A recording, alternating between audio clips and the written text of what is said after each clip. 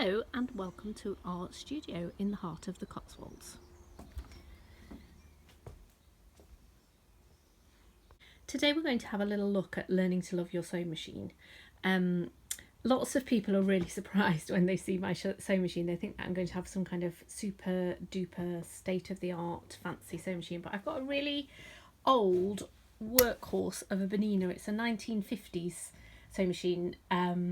I think we used to have them in school when I was doing textiles, but I absolutely love it. It's really basic, it's got hardly any stitches, but it just does the job brilliantly. Many moons ago I used to write a blog with fellow designer Joanna Pope, and we used to run some workshops, and one of our best-selling workshops was one called How to Love Your Sewing Machine, and we used to get everyone to bring their sewing machine along, and then we'd look at it and sort of rethread it and get it all cleaned up so people could use it properly. And so many people would bring their sewing machine and say, oh, it doesn't work, it's rubbish, it doesn't work. But 9 times out of 10 it just needs defluffing and the needle changing.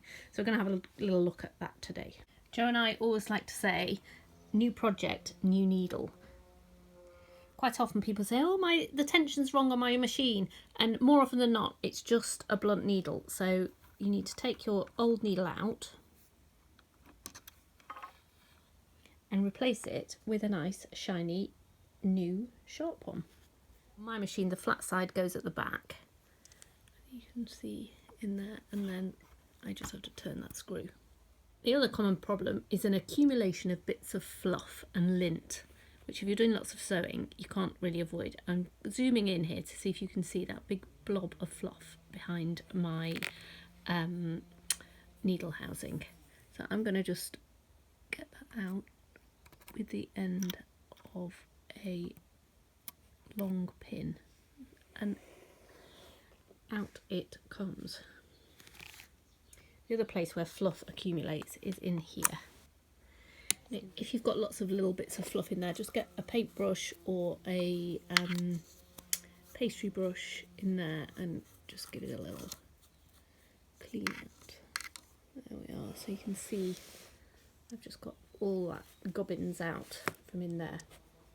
So one of the things that people often have difficulty with is threading the bobbin. I think if you've not used a sewing machine for a long time, you can sometimes forget how to do it. And the key thing is to remember to have your thread coming off the bobbin at the bottom, so that way round.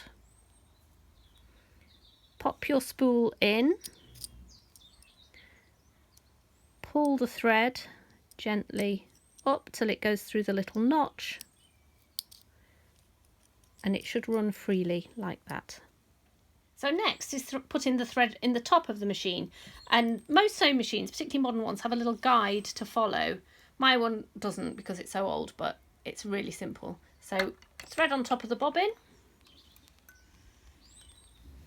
across the top, down through the needle housing and into this little catch here. That's quite an important one, try not to miss that out. And then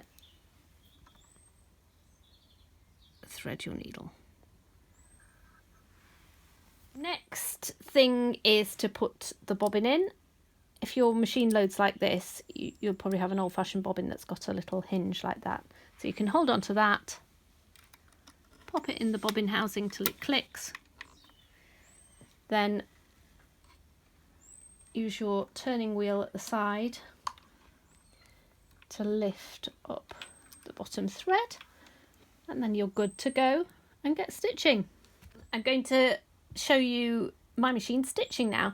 Ideally you would have the same thread in the top and the bottom of the machine. I've actually got the same thread, but it's in 2 different colours. I tend to use this ecru because it matches my linen, but I've put a darker colour in for now, just so you can see what I'm doing. So first up is the zigzag stitch, which I use a lot for applique. If anybody watched, anybody did the Easter Bunny tutorial, then this was the stitch that we used. So I'm starting off with a big stitch, and then I'm going to go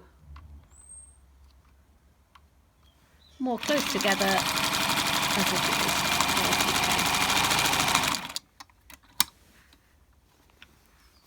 There you are, you can see those. now I'm going to show you how to do a running stitch. And one thing I forgot to say earlier was always remember to put your presser foot down. I teach so many children to sew and they never remember to put the presser foot down. So up, down. It should always be down when you're about to sew. So we're going to do a running stitch now. A bit longer.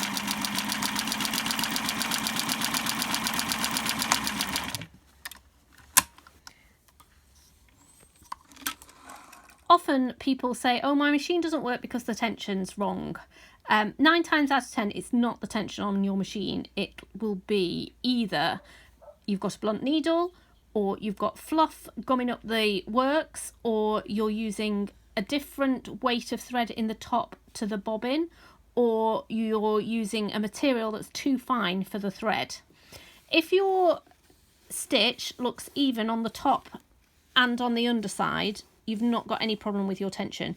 If you've got lots of looping going on here, or you're seeing the top thread coming through a lot, or this is pulled really tight, then you have a problem with tension. But check your needle and fluff and your bobbin and top thread first, and check you're threaded up correctly before you start messing with the tension on your machine, because 9 times out of 10 it's not the tension that's wrong.